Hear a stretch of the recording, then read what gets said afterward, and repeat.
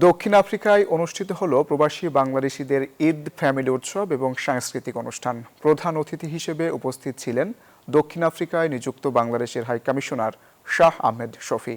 দক্ষিণ আফ্রিকা থেকে সাইফুল ইসলামের পাঠানো তথ্য চিত্রা ডেস্ক রিপোর্ট।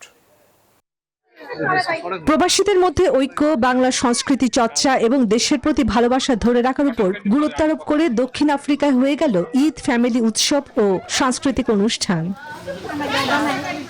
রিমকিকি রিসোর্টে অনুষ্ঠিত মানি এক্সচেঞ্জ কোম্পানি নেক মানির সিইও কাজী ফারহাদ কামাল এবং বীর মুক্তিযোদ্ধা মেরাজ মিয়ার পরিবারের উদ্যোগে এই আয়োজন করা হয়।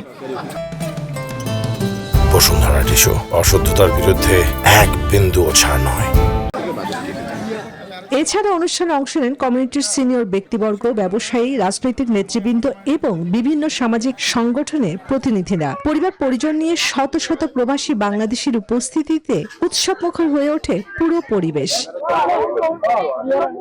অনুষ্ঠানে প্রধান অতিথি হিসেবে উপস্থিত ছিলেন দক্ষিণ আফ্রিকায় নিযুক্ত বাংলাদেশ হাইকমিশনার শাহ আহমেদ শফি। তিনি তার বক্তব্যে প্রবাসী বাংলাদেশিদের ঐক্য, সংস্কৃতি চর্চা এবং দেশের প্রতি ভালোবাসা অটুট রাখার উপর গুরুত্ব আরোপ করেন। দিনব্যাপী আয়োজনে ছিল মনোজ্ঞ সাংস্কৃতিক পরিবেশনা, শিশুদের জন্য নানা বিনোদন এবং সবার জন্য আনন্দ ঘন মুহূর্ত। প্রবাসী থেকেও এমন আয়োজন যেন ধরে রেখেছে বাংলা উৎসবের আবহ। Desk report, news 24।